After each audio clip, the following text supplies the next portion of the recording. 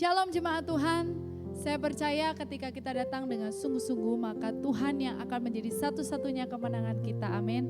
Mari saat ini kita mau menaikkan syukur kita kepada Tuhan, bagaimana kasih setia Tuhan yang menyertai kita sepanjang hari ini. Kita akan memulai worship at home pada sore hari ini di dalam doa. Bapa, kami mengucap syukur Tuhan untuk kasih setiamu, kami bersyukur punya Bapa yang setia seperti Engkau. Kalau sebentar Tuhan kami mau datang dalam hadirat-Mu, kami mau naikkan pujian penyembahan kami Tuhan, biarlah semuanya dapat menyenangkan hati Tuhan. Di dalam nama Tuhan Yesus kami mengucap syukur, haleluya, amin. Ada kuasa di dalam puji-pujian kita, haleluya.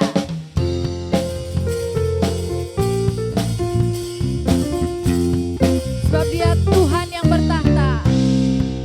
Tuhan Allah kita bertahta atas pujian umat-Nya. Tuhan Allah kita bertahta atas pujian umat-Nya. Bila Allah hadir di tengah kita, kuasanya mengalir dengan dahsyat-Nya. Ada kuasa dalam pujian, bernyanyilah segenap hati dan jiwa. Sebab ada kuasa dalam pujian yang sanggup membungkam kekuatan lawan. Tuhan Allah kita bertahta atas pujian umat-Nya. Tuhan Allah kita bertahta atas pujian umat-Nya. Bila Allah hadir di tengah kita, kuasanya mengalir dengan dahsyat-Nya. Ada kuasa dalam pujian, bernyanyilah segenap hati dan jiwa. Sebab ada kuasa dalam pujian yang sanggup membungkam kekuatan lawan. Tuhan Allah kita bertahta atas pujian umat-Nya. Tuhan Allah kita bertahta atas pujian umat-Nya. Bila Allah hadir di tengah kita, kuasanya mengalir dengan dahsyat-Nya. Ada kuasa dalam pujian, bernyanyilah segenap hati dan jiwa. Sebab ada kuasa dalam pujian yang sanggup membungkam kekuatan lawan. Ada kuasa dalam pujian, bernyanyilah segenap hati dan jiwa. Sebab ada kuasa dalam pujian yang sanggup membungkam kekuatan lawan. Yang sanggup membungkam kekuatan lawan. Yang sanggup membungkam kekuatan lawan. Ada kuasa. Haleluya, biarlah Tuhan menjadi satu-satunya sumber kekuatan kita. Hanya Engkau Tuhan milik kami di surga. Hanya Kau milikku di surga.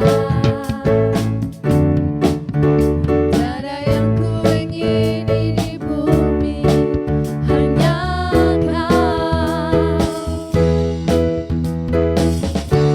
Tak ku andalkan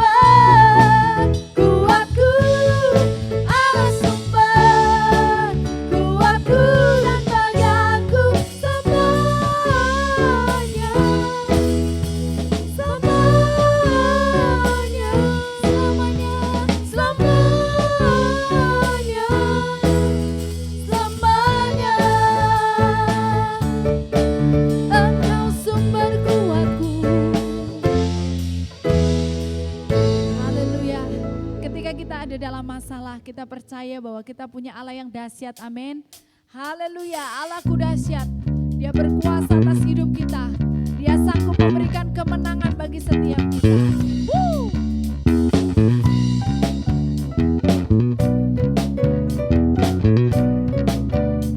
Sama-sama katakan. Dari utara ke selatan, terdengar pujian bagi Allah. Dari barat sampai ke timur, nama Yesus disanjung tinggi. Dari pulau-pulau, lembah-lembah, gunung-gunung yang tinggi, kemuliaannya disaksikan, kebesarannya diceritakan. Yesus, Yesus, nama Yesus, nama Yesus, nama Yesus haleluya. Dari pulau-pulau, lembah-lembah, gunung-gunung yang tinggi. Katakan Allahku dahsyat, Allahku dahsyat berkuasa, seluruh bumi sujud menyembah, tinggikan namamu. Allahku dahsyat berkuasa, seluruh bumi sujud menyembah, tinggikan namamu.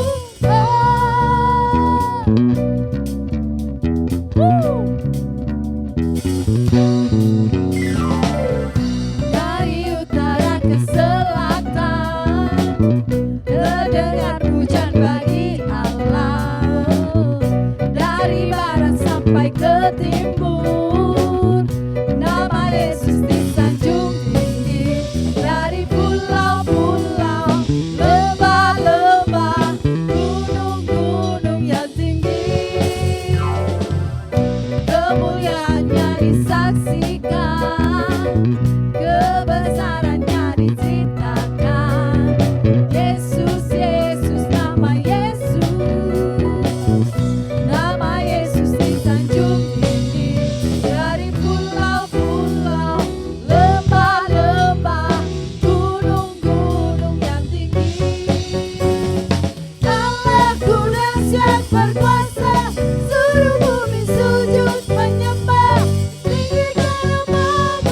Allahku dahsyat berkuasa, seluruh bumi sujud menyembah, tinggikan namamu. Allahku dahsyat berkuasa, seluruh bumi sujud menyembah, tinggikan namamu. Allahku dahsyat berkuasa, seluruh bumi sujud menyembah, tinggikan namamu. Tinggikan namamu. Tinggikan namamu. Allahku dahsyat. Terima kasih Tuhan, terima kasih Yesus. Haleluya. Biarlah segala puji, segala hormat kami mau naikkan hanya bagi Engkau, Yesus Tuhan kami, Sang Raja kami. Kau yang bertahta di atas pujian penyembahan kami Tuhan. Terima kasih Yesus.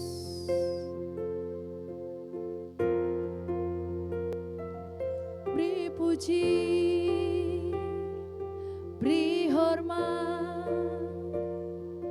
bagi Yesus yang duduk di tahta, berkuasa, mulia, segala bangsa kan datang menyembah. Haleluya, haleluya.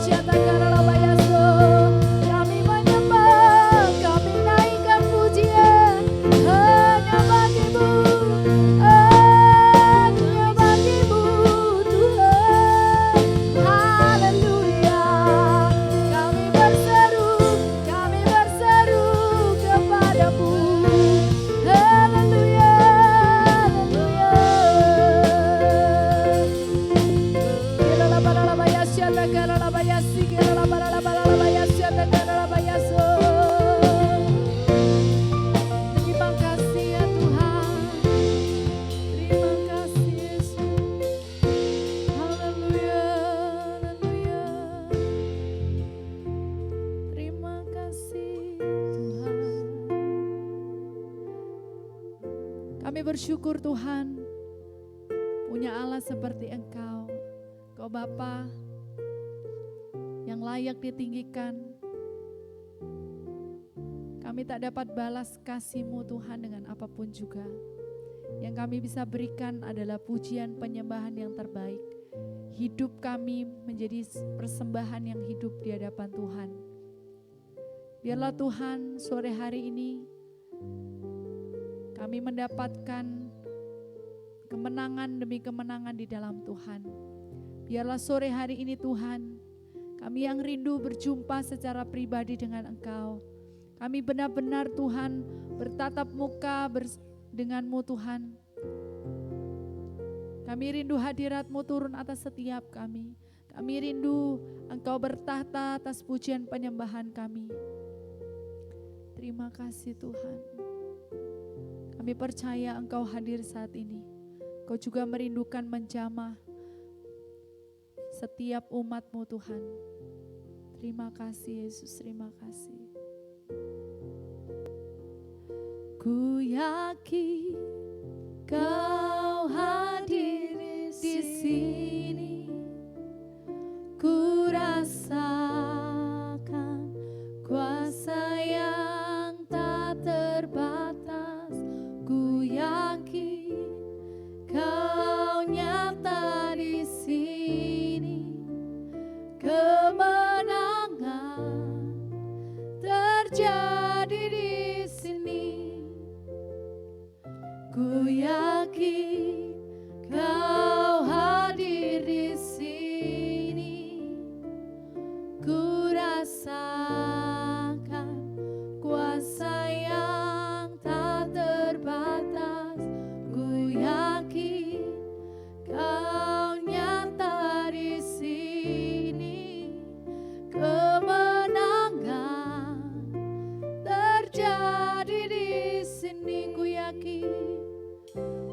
yakin Kau hadir di sini.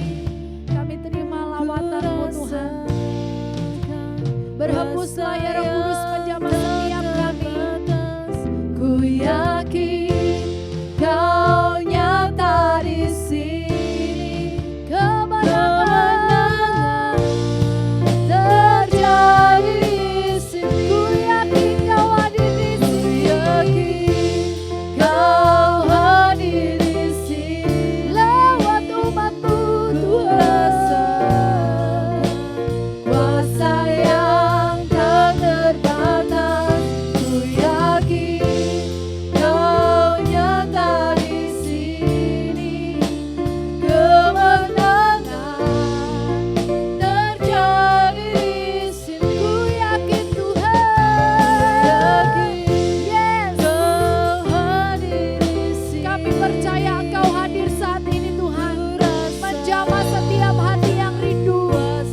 Menjamah setiap hati yang rindu akan Engkau.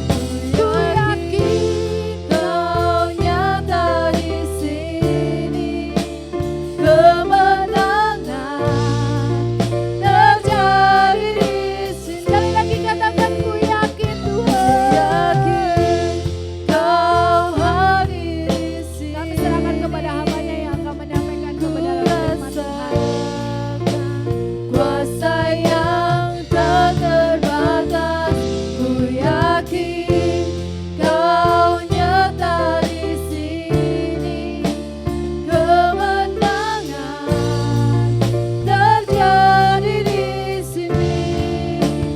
Kesembuhan terjadi di sini. Kelepasan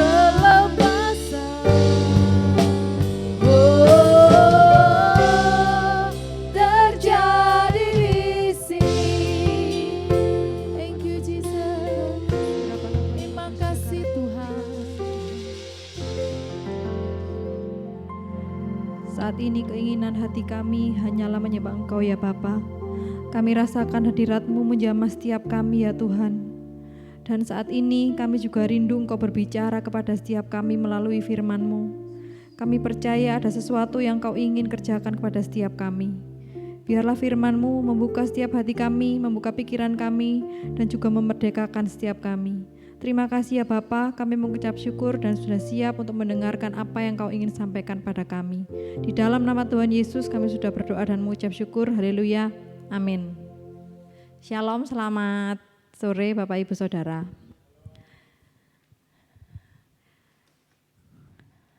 Ya Bapak Ibu Saudara, pasti setiap orang itu akan dan pernah mengalami masa sulit ya di dalam hidupnya. Tapi yang membedakan di sini adalah reaksi dari setiap orang tersebut ketika menghadapi masa-masa sulit atau masalah ya dalam kehidupan mereka. Seperti yang dikatakan tadi ya, pemimpin pujian berkata dalam setiap masalah kita selalu punya Allah yang dahsyat yang selalu menyertai kita. Nah, sekalipun kita harus melewati masalah, kita mengalami masa-masa sulit di dalam hidup kita, melewati tantangan, itu ada Tuhan yang akan selalu menyertai kita. Nah, selalu ada penyertaan Tuhan ketika kita tetap bisa bersuka cita di tengah tekanan, ketika kita tetap bisa menjaga damai sejahtera di dalam hati kita pada waktu kita mengalami masalah. Nah, dan setiap orang yang dipilih oleh Tuhan itu juga pasti mengalami tantangan di dalam hidupnya. Saya beri contoh seperti salah satunya yaitu Yusuf. Nah, Yusuf itu kan kalau kita baca kayaknya hidupnya itu dari muda itu enggak pernah enak ya, dibenci saudara-saudaranya, hidup terasing, jadi budak, bahkan jadi narapidana ya. Jadi dari masa remajanya hidupnya Yusuf ini sudah susah. Yang pertama dibenci saudaranya. Nah, karena dia dibenci, kemudian Yusuf akhirnya dibuang ke dalam sumur. Setelah dibuang ke dalam sumur, kemudian diambil lagi, dijual menjadi budak. Nah, enggak cukup sampai di situ, sudah jadi budak, jadi pembantu di rumah orang. Nah, dapat bosnya itu juga enggak betul gitu. Bosnya genit. Jadi dia difitnah untuk difitnah sehingga dia masuk penjara. Kayak itu, Yusuf difitnah sama majikannya, jadi Yusuf itu masuk penjara. Penderitaannya Yusuf nggak sampai masuk penjara saja. Nah di penjara Yusuf itu juga kan dilupakan sama teman-temannya. Jadi kalau kita baca awal-awalnya hidup Yusuf itu nggak pernah enak. Tapi saya menangkap itulah cara Tuhan untuk membawa Yusuf kepada masuk ke dalam rencana Tuhan yang sempurna. Nah, mungkin ada yang berpikir ikut Tuhan itu banyak berkat ya. Tapi kok justru masalah demi masalah tok yang dialami, masalah demi masalah saja yang dialami. Nah di sini saya mau bilang, saya juga belajar bersyukurlah kalau Bapak Ibu Saudara termasuk saya, itu kita masih mengalami, yang diizinkan mengalami masa-masa sulit atau mengalami masalah. Karena tanda-tanda orang yang dipilih Tuhan itu seperti yang saya pelajari dari Yusuf, itu hidupnya tidak mudah, tapi nanti Tuhan sediakan kemuliaan bagi dia, seperti Yusuf. Justru di dalam masa sulit itu membuktikan Tuhan hidup dan Tuhan berkarya di dalam hidup setiap kita. Saya dalam bulan-bulan ini juga menurut saya sedang mengalami masa-masa sulit seperti itu ya. Jadi saya pernah cerita kalau saya itu punya papa mertua kayak gitu ya. Papa mertua saya ini sudah sakit, bolak-balik jatuh, masuk rumah sakit. Tapi kayak hampir sekarat gitu. Tapi pada waktu papa mertua saya sakit itu tidak ada kata-kata mau mengampuni orang yang menyakiti dia. Jadi itu kayak kesusahan sendiri bagi kami sebagai keluarga. Bagaimana kalau papa saya ini kan sudah ke gereja, sudah terima Tuhan, tapi kok di akhir hidupnya dia malah meninggal. Mungkin kalau meninggal enggak mengampuni bagaimana? Nanti masuknya kemana gitu. Jadi setiap hari kami berdoa, terus kemudian saya sampai gini, ya Tuhan saya ini kan melayani kayak gitu. Masa Tuhan tidak berbuat sesuatu untuk keluarga saya itu. Tapi di tengah-tengah itu ya Tuhan ingatkan, kalau kamu mengalami masa sulit bergantunglah sama aku kayak gitu. Ya sudah, yang penting setiap hari kami itu berdoa untuk papa mertua kayak gitu ya. Sampai tadi pagi waktu saya dan suami main ke rumah mertua, itu kan papa sudah enggak kuat ngapa-ngapain gitu. Kemudian dituntun, nafasnya sudah enggak kuat ngomong, sudah pokoknya susah, sudah bisa bangun. Kemudian kami berdoa, terus dituntun lagi untuk berdoa mengampuni orang yang pernah menyakiti papa gitu. Dan saya bersyukur, biasanya papa enggak mau ngomong sama sekali gitu, tapi Tuhan luar biasa ya. Saya percaya setiap doa yang kita naikkan itu tidak kembali dengan sia-sia. Papa mertua saya akhirnya ngomong saya mau mengampuni orang itu. Nah biasanya setelah doa, pernah mengikuti doa gitu saya mengampuni tapi dia ngomel lagi, aku enggak mau ngampuni, aku sudah disakiti kayak gini. Tapi tadi sudah setelah aku mau mengampuni menyebutkan namanya gitu, langsung papa saya itu tidur. Nah kami percaya Tuhan itu sudah menjamah hati papa mertua saya kayak gitu. Nah di sini saya menangkap bagaimana kita mau mengalami mujizat kalau tidak mau menghadapi masalah terlebih dahulu. Nah, kadang-kadang ketika semuanya baik-baik saja, kemudian berkat itu lancar-lancar aja, kita itu mulai keenaan dan lupa diri. Contohnya seperti ini ya, pernah ada sebuah restoran, tempat makan ya, di Surabaya itu rame. Jadi kalau mau makan di tempat itu harus ngantri dulu sampai keluar pintu sampai megang nomor antrian. Nah menurut saya kalau restoran yang laku keras, customernya banyak sampai ngantri itu biasanya kayak mulai seenaknya sendiri. Nah jadi waktu ngantri untuk makan di situ, udah ngantrinya lama, kemudian kan kalau biasanya setelah makan tuh kan masih ngobrol-ngobrol dulu. Nah kalau makan di tempat makan itu baru kayak pengelap-ngelap mulut udah didatangi. Ini sudah ada antrian berikutnya, jadi kayak terburu-buru. Nah jadi menurut saya kalau restoran itu sudah rame itu kayaknya seenaknya sendiri, kayak bahasa kerennya tuh kayak belagu. Jadi nggak peduli mau kehilangan customer berapa, wong yang masih ngantri banyak. Beda dengan tempat makan yang sepi atau baru buka. Jadi mereka mungkin doa dulu sebelum membuka restoran itu. Kemudian kalau ada yang misalnya dia terus pemiliknya tuh pasti mencari inovasi-inovasi baru bagaimana supaya restorannya ini rame. Jadi di sini saya menangkap ya, kalau orang itu sudah diberkati, itu sudah mulai merasa nyaman. Jadi mungkin sudah mencari Tuhannya itu enggak seperti dia waktu mengalami masalah. Nah, kayak gitu. Terus kemudian saya mencatat di sini masa sulit itu juga membuat kita menjadi selain lebih dekat sama Tuhan, kita juga menjadi mempunyai pikiran yang lebih kreatif. Jadi kayak misalnya kayak tadi ya, restoran yang sepi atau baru buka itu. Pemiliknya mulai mikir bagaimana caranya buat produk baru supaya orang itu tertarik, kemudian packagingnya, menyusun menu-menunya, makanannya. Nah di situ saya mencatat selain kita, kalau masa sulit itu selain membuat kita dekat dengan Tuhan juga menjadi lebih kreatif. Nah, justru di masa-masa sulit itu waktunya kita untuk berbenah diri. Apa yang harus kita lakukan? Yang pertama yaitu mengandalkan Tuhan. Mari kita buka sama-sama di 1 Korintus 16 ayat 8 sampai 9. Ini Rasul Paulus ya. Dikatakan tetapi aku akan tinggal di Efesus sampai hari raya Pentakosta. Sebab di sini banyak kesempatan bagiku untuk mengerjakan pekerjaan yang besar dan penting. Sekalipun ada banyak penentang. Nah, jadi Rasul Paulus ini sangat kalau ada tantangan tuh enggak langsung motong. Kalau saya mungkin ya jadi Rasul Paulus, ada banyak yang menentang pelayanan saya enggak mau ada di tempat itu, saya pasti memilih pergi. Tapi dikatakan tadi di ayat 9, sebab di sini banyak kesempatan bagiku untuk mengerjakan pekerjaan yang besar dan penting, sekalipun ada banyak penentang. Jadi saya sangat banyak belajar dari Rasul Paulus ya, suka sekali dengan tantangan. Meskipun banyak orang yang menentang tetap maju terus asalkan sesuai dengan rencananya Tuhan.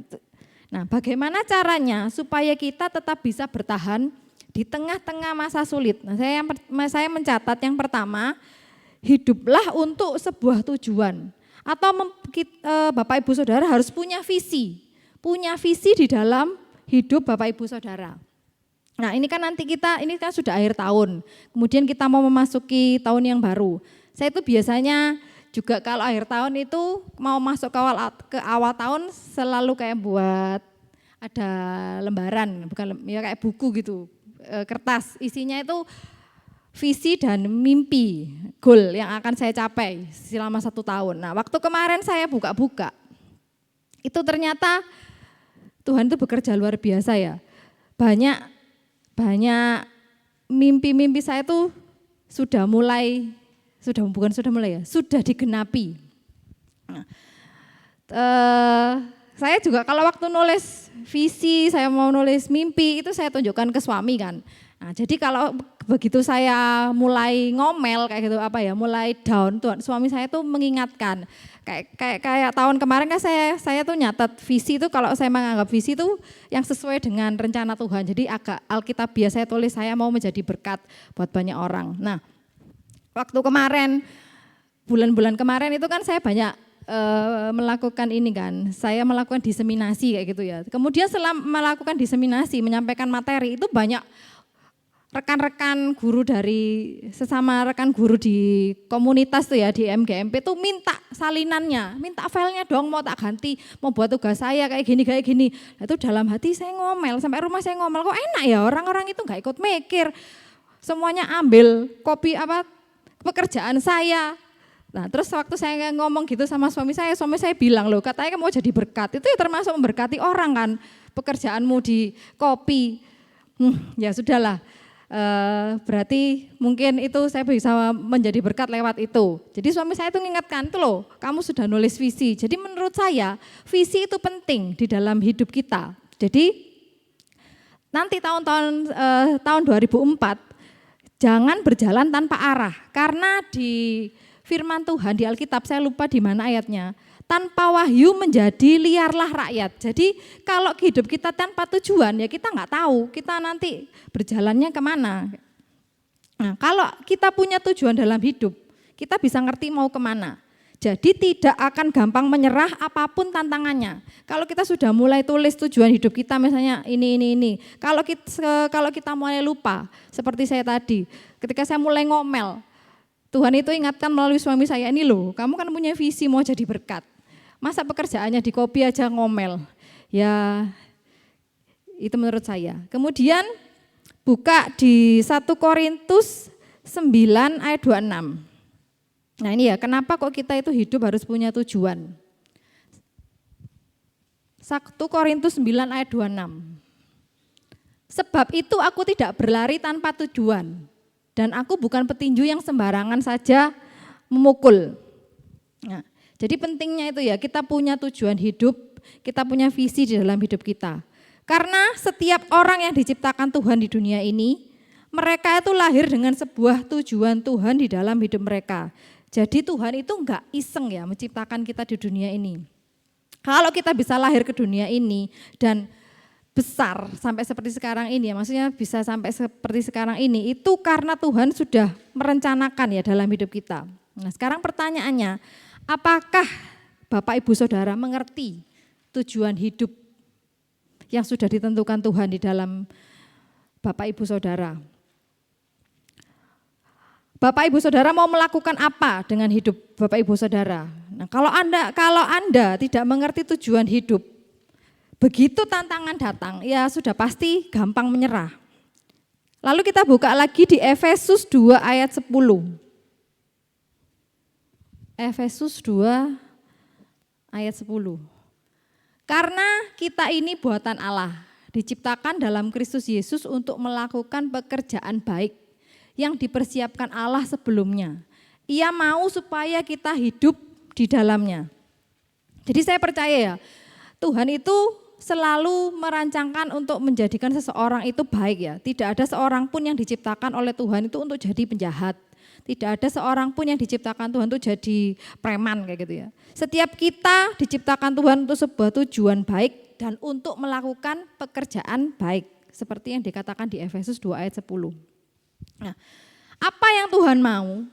Yaitu Tuhan mau supaya kita hidup menghidupi visi Tuhan di dalam hidup kita. Nah, pertanyaannya, apakah sekarang hari ini kita itu sudah hidup dalam visinya Tuhan, tujuan Tuhan?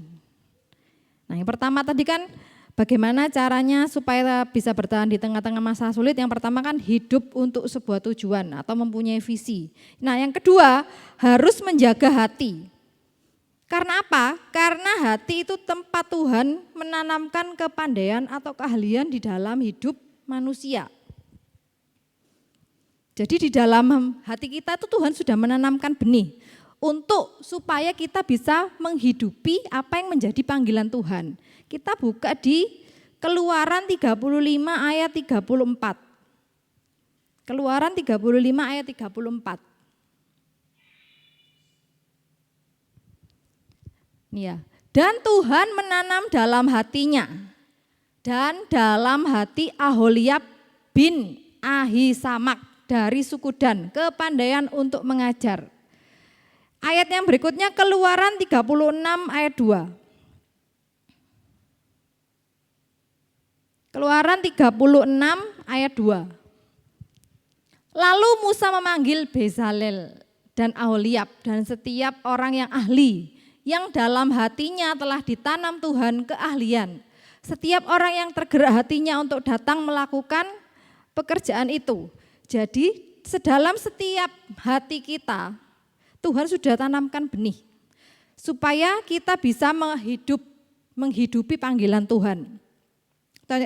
Jadi kita sekolah ya atau kuliah itu semua ilmu kan hanya masuk ke kepala, ke otak. Tapi kreativitas itu datangnya dari, atau ide itu datangnya dari Tuhan. Misalnya seorang arsitek itu belajar gambar ya. Tapi ide untuk menciptakan sebuah produk itu ya datangnya dari Tuhan. Kita cuma belajar ilmunya aja. Misalnya kita lagi bertengkar dengan orang di rumah. Terus apa bisa kita misalnya di tempat kerja itu bisa melakukan segala hal dengan baik? Itu pasti berdampak karena semuanya itu berasal dari hati. Karena benih itu Tuhan tanam dalam hati, maka Tuhan itu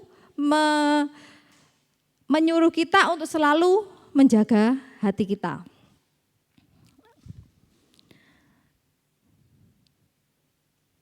Jadi kesimpulannya adalah yang pertama, cari Tuhan sungguh-sungguh. Justru saat kita sudah mentok ya, banyak tantangan ya yang bisa kita lakukan yaitu tadi hanya satu, kembali ke Tuhan, cari Tuhan dan mendengarkan suaranya. Jadi kita butuh ya satu hari itu waktu untuk merenung, untuk sendiri. Jadi kita nggak melakukan apa-apa, hanya mendengar suara Tuhan, hanya memuji Tuhan. Pasti di situ Tuhan banyak ngomong dengan kita. Nah, kalau kita mendengar suaranya dan menemukan Tuhan, saya jamin kita tidak akan mudah menyerah dalam menghadapi tantangan. Nah, jadi itu tadi ya, yang pertama bagaimana kita bisa bertahan di tengah-tengah masa sulit. Yang pertama kita harus mempunyai visi dalam hidup ini, jadi hidup untuk sebuah tujuan, visi dari Tuhan. Yang kedua kita harus menjaga hati. Saya mengundang pemain musik dan pemimpin pujian. Mari kita berdoa untuk firman Tuhan.